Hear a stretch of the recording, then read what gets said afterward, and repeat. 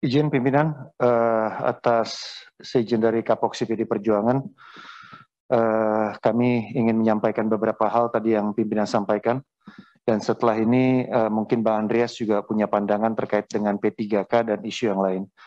Yang pertama, pimpinan terkait dengan isu P3K yang tadi sudah dijelaskan oleh Saudara Menteri, Mas Menteri kepada kita semua. Tentunya kita harus objektif dalam melihat program dan capaian yang sudah dilakukan pemerintah pusat, pemerintah daerah, dan Komisi 10 DPR RI. Dalam hal ini memang kami juga menyerap aspirasi di sana-sini, termasuk tadi yang disampaikan pimpinan komisi, bagaimana adanya keluhan-keluhan terkait proses dari P3K ini. Tapi dari laporan progres yang disampaikan oleh Saudara Menteri tadi, tentunya ini sudah berkoordinasi dengan Kemenpan RB. Saya ingin menyampaikan bahwa program ini tentunya harus dituntaskan, ditindaklanjuti, dan juga menurut saya apa yang tadi dilaporkan itu sudah menunjukkan satu hasil yang cukup memuaskan. Capaian yang sangat fantastis, lompatan dari angka 90.000 ke angka 500.000 dengan beberapa catatan di sana-sini. Saya lihat yang tidak bisa hadir dan lain sebagainya jumlahnya juga minim, ya dengan alasan-alasannya. Tentunya ini menjadi catatan kita untuk menjadi perbaikan. Saya juga mengapresiasi komitmen dari pemerintah dan bisa menjadi catatan dalam komisi ini bahwa pemerintah menyampaikan di tahun 2022 penerimaan ASN hanya P3K. Ini kan adalah pilihan keberpihakan politik pemerintah terhadap guru P3K. Nah ini menurut saya Mas Menteri sebagai leading sector harus mengawal. Biar bagaimanapun keluhan dari para guru itu masuknya ke Komisi 10 dan ke kementerian. Sehingga bisa menjadi masukan yang tepat kepada Kemenpan RB dalam hal ini. Nah ini Mas Menteri ini juga menurut saya ada tambahan lagi, khususnya untuk para guru yang sudah mendedikasikan hidupnya dan sudah mau menjelang pensiun. Menurut saya tadi yang disampaikan Mas Menteri itu saya dukung, agar afirmasi tambahan guru seperti yang di atas 50 tahun itu bisa dilaksanakan tanpa menciderai.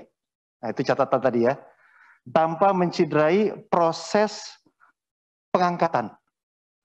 Kenapa? Karena terus terang apa yang kita lakukan di sini, apa yang diberitakan oleh media massa, itu dibaca oleh anak didik. Anak didik itu juga membaca bahwa guru-guru kami sedang ambil tes. Ya, itu jangan lupa, jangan dinafikan mereka.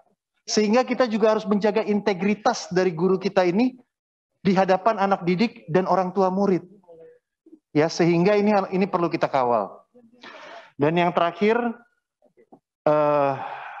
pimpinan komisi, tentunya kami ini juga berberat hati juga melihat defisit 10 triliun yang dialami oleh Kementerian Pendidikan, Kebudayaan, dan Riset dan Teknologi.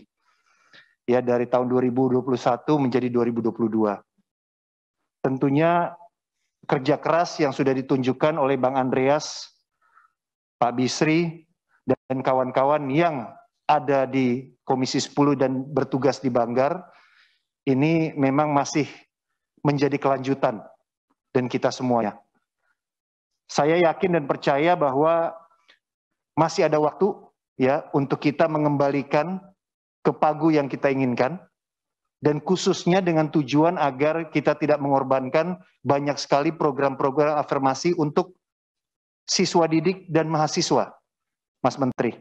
Ya, 2022 ini kita melihat akan ada kebangkitan, terutama sebaran vaksin yang sudah begitu banyak, pendidikan tatap muka yang Saudara Menteri sudah lihat langsung, bahkan sampai nginep di rumah guru honorer, betul ya, sampai nginep di ruang kelas, ya bermalam.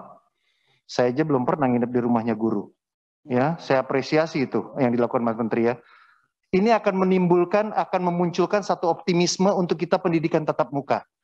Tapi terus terang, bukan berarti tambahan 10 triliun ataupun defisit ini tidak perlu diperjuangkan.